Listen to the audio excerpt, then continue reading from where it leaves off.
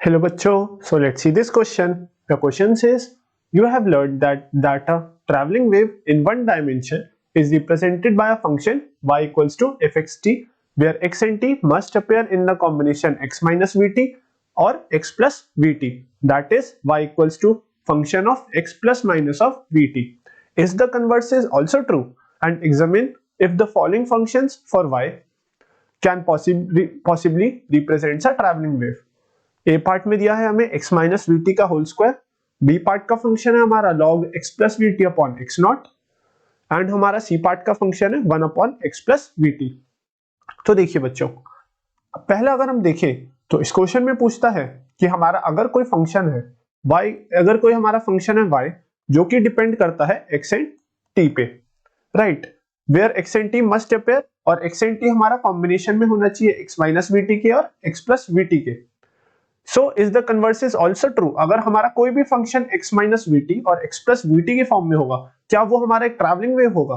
So the answer is no. The converse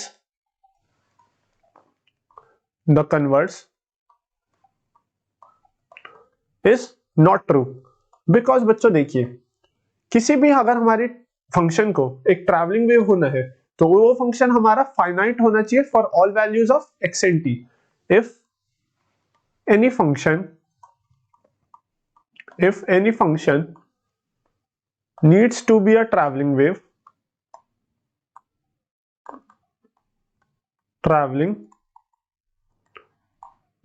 equation, it has to be finite. It has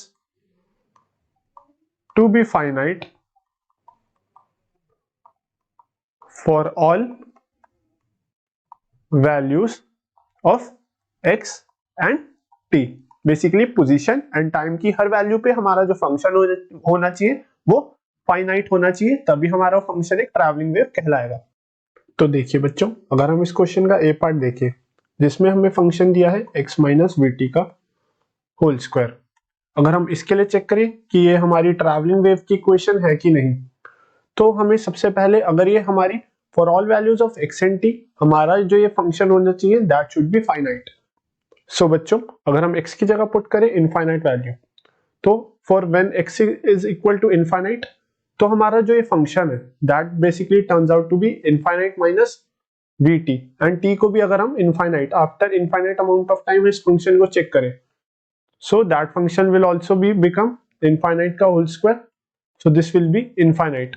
so when x and t is turning out to be infinite value, तो हमारा जो function है that is not converging to a finite value and it is turning into a infinite value. So we can say that this function is not a traveling wave equation because it is not converging to a finite value for a specific value of x and t.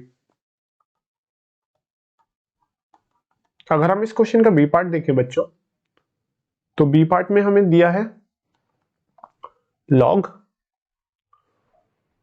x plus v t upon x not, right बच्चों। देखिए, अब अगर यहाँ पे हम x की जगह put करें 0 एंड t की जगह भी हम पुट करें 0, तो हमारा जो फंक्शन बनेगा that this basically turns out to be log 0, right बच्चों। एंड बच्चों हमें पता है फॉर log 0 जो हमारी वैल्यू होती है that is not defined, basically हमारा जो log 0 होता है that is not defined. So we can say that as this function is not defined for the specific value of x and t which is 0। अगर हम x equals to 0 and t equals to 0 put करें, तो हमारा जो function है log x plus v t upon x naught that is not defined for this range. So we can say that this function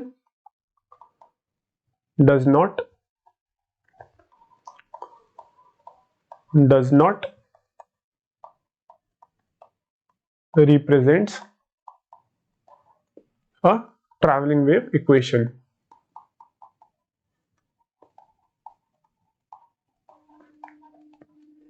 and हम similarly for the C part देखें, C part में हमारा function है 1 upon x plus v t. This time अगर हम x की जगह put करें 0 वैल्यू एंड t को हम ले एट 0 सेकेंड्स, सो जो हमारा फंक्शन बनेगा वो बन जाएगा 1 upon 0 plus v0. So this will be equal to 1 upon 0, which gives us the value of infinite. So basically बच्चों, this function does not converges to a finite value for the specific value of x and t, which is 0. So we can say that,